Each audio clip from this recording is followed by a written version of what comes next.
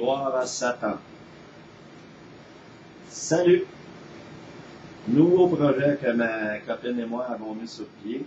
Je suis le membre fondateur du groupe Satanisme sur Facebook et nous avons beaucoup de questions qui deviennent dures à répondre à la longue. Donc, je vais commencer à lire des parties de la Bible satanique d'Anton LaVey et je vais mettre tout ça sur YouTube pour pouvoir en faire des études avec vous autres.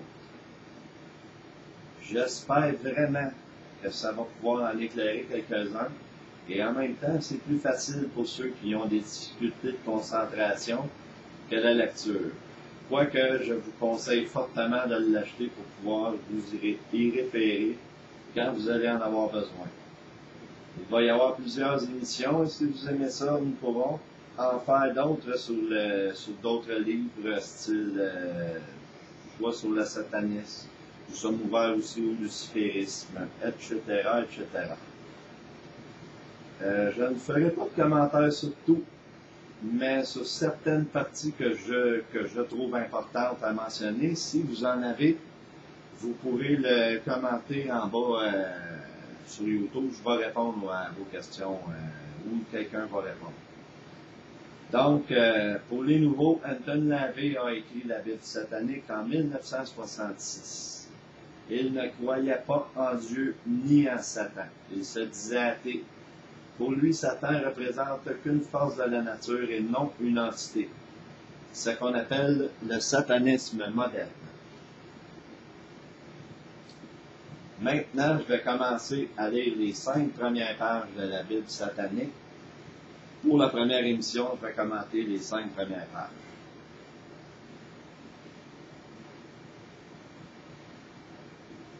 Bible satanique d'Anton LaVey. Prologue. Les dieux du sentier de la main droite se sont chamaillés et querellés depuis l'âge des temps. Chacune de ces déités et leurs prêtres et prêtresses respectives ont tenté de prouver la sagesse de leurs dieux dans les mensonges. L'âge glaciaire de la pensée religieuse peut seulement durer un temps limité dans ce grand projet qu'est l'existence humaine. Les dieux de la sagesse profane ont fait leur temps, et le millénaire est devenu réalité. Chacun ayant son propre sentier divin vers le paradis, en accusant les autres d'hérésie. Les religieux jouent le jeu du diable pour remplir leur tabernacle et payer les hypothèques de leur temple. Ils ont trop longtemps étudié la vertu et la justice de leur Dieu. Ils joignent les mains dans une unité fraternelle et dans leur désespoir vont au Walhalla pour leur dernier grand conseil euchémique.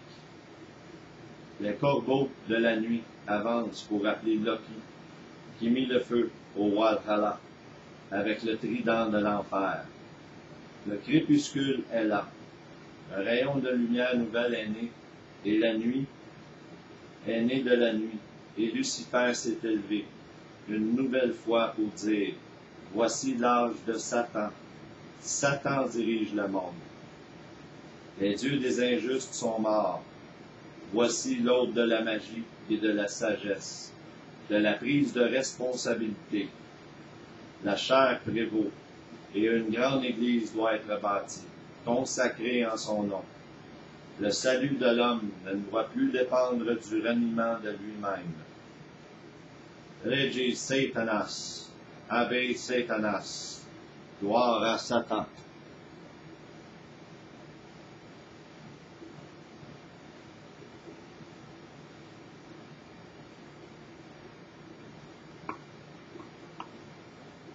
Les 9 représentations sataniques.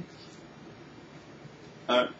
Satan représente la complaisance au lieu de l'abstinence. 2. Satan représente l'existence matérielle au lieu de promesses spirituelles et réalistes. 3.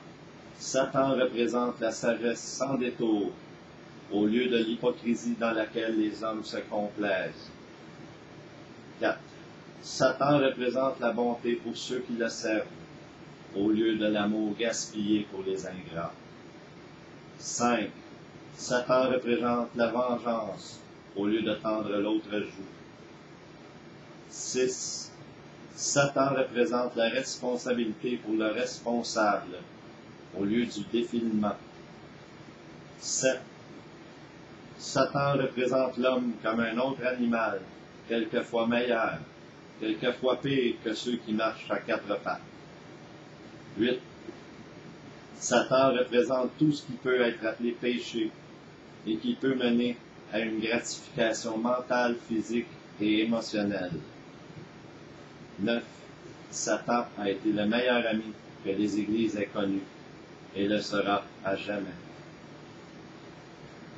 Le livre de Satan, la diatribe infernale.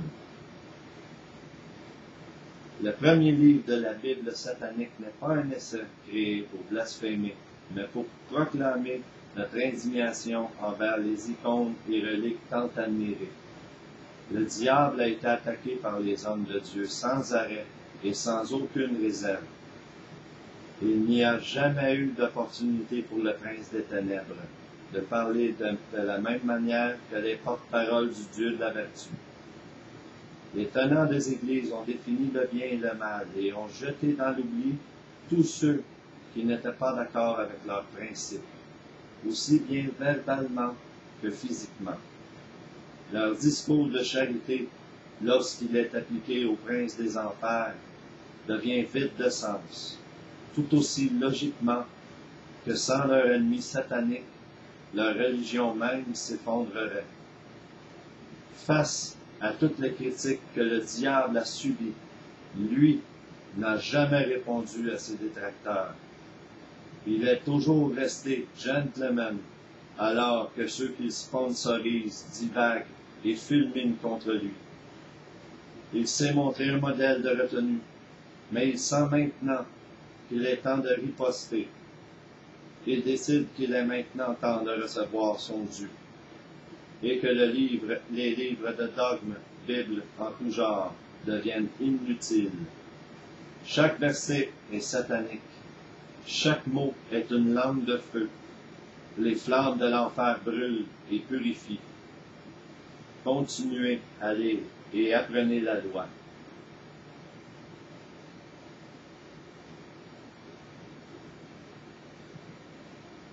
Premier. 1. Dans ce désert, aride d'acier et de pierre, j'élève ma voix pour que vous l'entendiez. Vers l'est et l'ouest, je fais le signe. Vers le nord et le sud, je fais le même signe en proclamant mort aux faibles et richesse aux forts. 2. Ouvrez vos yeux pour que vous puissiez voir, vous les hommes aux esprits étroits et atrophiés, et écoutez-moi, vous les millions d'abasourdis. 3. Car j'avance pour défier la sagesse du monde, pour interroger les lois de l'homme et celles de Dieu. 4. Je demande les raisons de vos règles d'or, et demande le comment et les pourquoi de vos 10 commandements. 5. Avant qu'aucune de vos icônes ne le fasse, je me prosterne en signe d'acquiescement et les considère mes ennemis. 6. Je plonge mon index dans le sang fade de votre soi-disant rédempteur et écris sur son front épineux: le vrai prince du mal, le roi des esclaves. 7. Aucun menteur, aussi sage soit-il, ne m'aveuglera. Aucun homme étouffant n'arrêtera ma plume. 8. Je m'éloigne de toutes les conventions qui ne mènent pas à mon épanouissement terrestre et au bonheur. 9. Je m'élève au niveau des forts. 10. Je regarde avec insistance le regard vitreux de Dieu et arrache sa barbe. Je lève une hache et fends son crâne vermoulu. 11. Je braille le contenu de sa philosophie et rit d'une colère sardonique. Deuxième.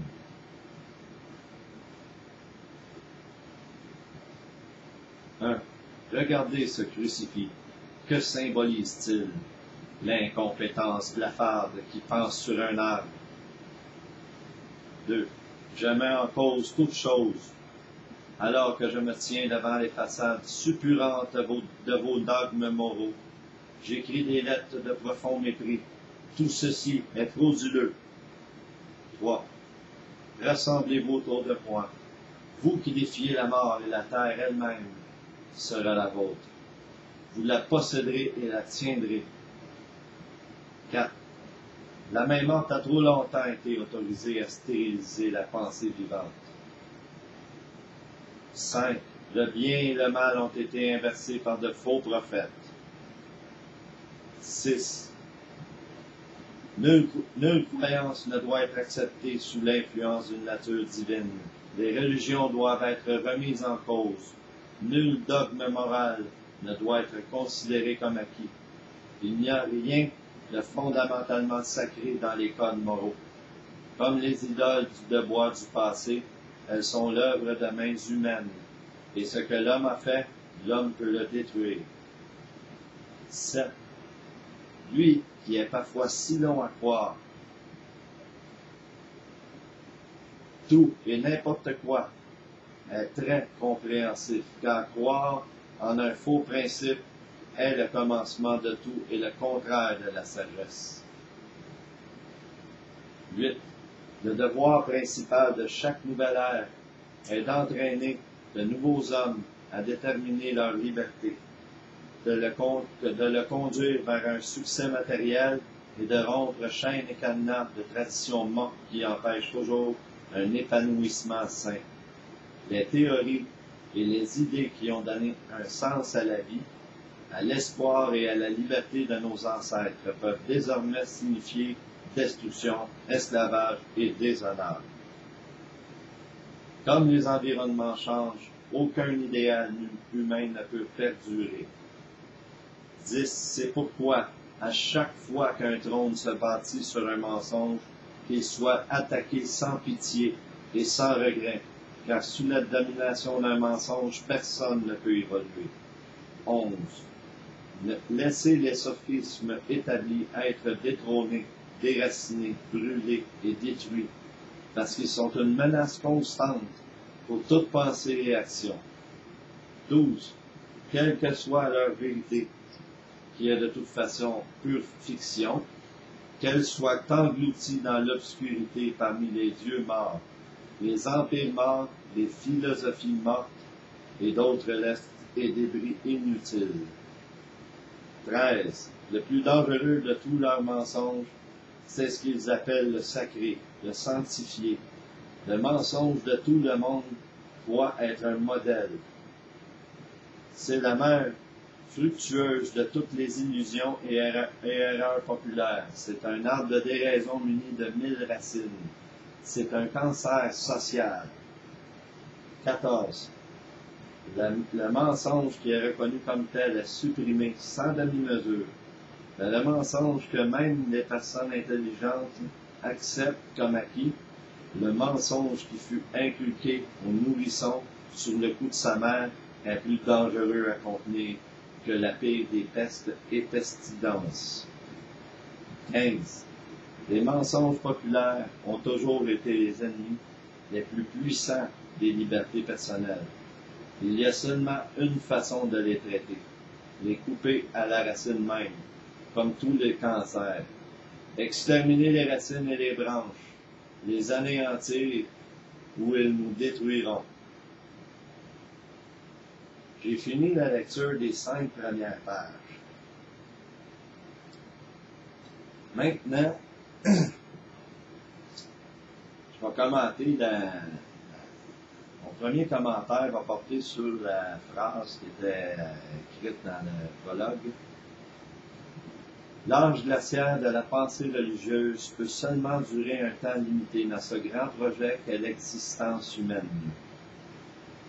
Et effectivement, oui, Cette pensée d'un Dieu d'amour qu'il faut craindre aurait dû durer moins longtemps, à mon avis. En pas de temps, l'homme a fait des guerres incroyables pour convertir ceux qui ne croyaient pas en Dieu. Chaque fois, c'était un fou du pouvoir qui causait ces guerres-là. Les soldats se font tuer pendant que je me fais laver par 4 femmes en buvant du vin. 2017, rien n'a changé. Ils continuent à remplir leur tabernacle avec notre tabernacle d'argent. 2. Le salut de l'homme ne doit plus dépendre du reniement de lui-même. Mon commentaire, ça dit tout. Effectivement, pourquoi passer sa vie à avoir peur d'aller en enfer? Parce que nous sommes ce que nous sommes. On est ce qu'on est, point barre. On a tous le droit de s'épanouir comme on est, sans avoir à craindre un Dieu dit d'amour. Et justement là-dessus, c'est quoi la joke de craindre un Dieu d'amour? Avoir peur de quelqu'un qui est rempli d'amour. Ça fonctionne pas du tout. Un Dieu d'amour aime, un Dieu d'amour pardonne tout, mais pas ça, pas ça, pas ça, pas ça, pas ça. Non. C'est de la fausse représentation, je veux me faire rembourser. Ok, non, c'est pas vrai. Bon. Faut bien mettre un petit peu d'humour là-dedans, pareil. Mais bon, ok. On va continuer. Je vais commencer à commenter les 9 représentations sataniques, mais je ne commenterai pas les 9 par contre. Je vais en commenter juste certaines, dont la 5, Satan représente la vengeance au lieu d'attendre l'autre joue. En partant, il faut faire attention à bien interpréter cette représentation. La plupart du monde me pose des questions là-dessus. C'est celle-là a fait capoter tout le monde. Je vais vous le dire, je suis 100% pour la vengeance. Et c'est primordial pour ma santé mentale. OK, je m'explique. Quand on met des déchets dans un sac poubelle, à un moment donné, il devient plein. Très plein. Ça pue. Et si on continue, il va déchirer, et là, c'est le bordel. En passant, c'est un exemple. Donc, en accumulant de la colère envers d'autres personnes, on accumule des déchets dans notre corps. En passant, la colère est un sentiment tout à fait normal jusqu'à un certain point, mais c'est un mécanisme de défense naturelle. Les animaux aussi l'ont. On est comme ça, c'est tout. OK? Donc, si on accumule trop de colère, c'est là que ça peut devenir dangereux. Je crois que pardonner les gens que nous aimons est correct, mais pourquoi serais-je obligé de pardonner une personne que je n'aime pas ou un inconnu? Donc, si on y va avec la logique, se venger dans sa tête ou en faisant un rituel de destruction n'est pas péché, mais bien une libération. C'est libérateur pour l'esprit humain de se venger, c'est tout à fait normal. Les thérapeutes peuvent vous le dire. Combien de fois par jour on pense qu'on a envie d'en sacrer une bonne claque à quelqu'un parce qu'il tape ses nerfs, mais ça peut arriver à tout le monde. Donc c'est tout à fait normal, tant qu'on passe pas aux actes.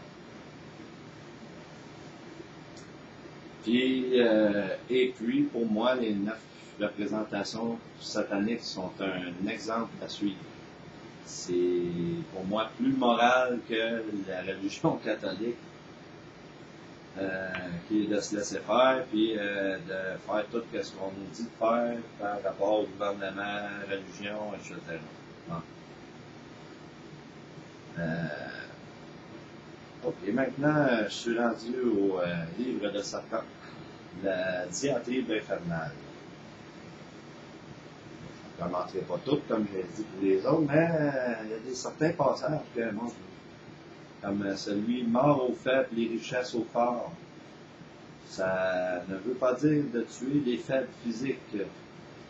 Est-ce que vous en prendriez à quelqu'un en fauteuil roulant? Je ne crois pas, parce que vous savez très bien que c'est pas de sa faute. Si on l'interprète d'une autre façon, On pourrait plus dire mort aux faibles d'esprit, ceux qui ne veulent pas avancer et qui se plaignent de tout. Ceux qui voudraient tout avoir tout de suite en ne faisant aucun rituel, en ne voulant pas apprendre à bon, mais regarde, mange la marde, puis écoute, meurs, qu'est-ce que tu veux que je te dise? Si tu veux rien faire pour te sortir de la... Ben, c'est plus là-dessus, je crois, qu'Anton Navé parlait que de détruire les... faut faire attention de la façon. C'est pour ça que je me dis aussi que la Bible satanique ne devrait pas être dans les mains des gens en bas de 18 ans. Pour moi, c'est parce que c'est dangereux. Ça peut être dangereux de la façon qu'il l'interprète. Un petit peu comme le numéro 6, quand il dit je plonge mon index dans le sang fade, blablabla. Le vrai prince du mal, le roi des esclaves, il plonge pas vraiment son doigt dans le sang. Okay? C'est juste pour dire qu'on voudrait mettre cette religion-là à terre parce que ça n'a pas de sens. Ça n'a vraiment pas de... Moi, je dis que Jésus est vraiment, oui, le roi des esclaves parce qu'il a amené le monde à l'esclavage. Même ses disciples étaient pour moi ses esclaves à lui. Et puis, entre vous et moi, le côté, le punch de cette émission-là, qu'est-ce que vous en pensez si je dirais Jésus a utilisé la magie noire pour réveiller les morts? Jésus a utilisé l'occultisme, ce qui est défendu dans le christianisme et dans le catholicisme. On ne peut pas réveiller un mort avec la magie blanche ou avec la magie grise, ça se fait pas. C'est juste avec la magie noire. Donc réfléchissez bien. Le plus dangereux de tous leurs mensonges, c'est ce qu'ils appellent le sacré et le sanctifié. Exactement. C'est le plus dangereux. Regardez le Vatican avec tout l'argent qu'ils ont. Ils pourraient régler plusieurs problèmes dans le monde. Et non, ils le gardent. Ils font totalement le contraire de ce qu'ils disent de faire. Donner aux pauvres.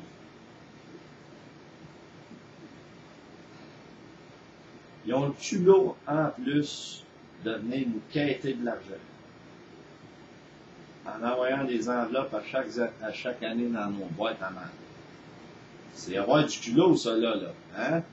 Quand tu te promènes avec une coin en or qui vaut au minimum 100 000, ça, c'est, je dis ça sous toute réserve, parce que d'après moi, ça vaut même plus que ça, parce que c'est en or massif.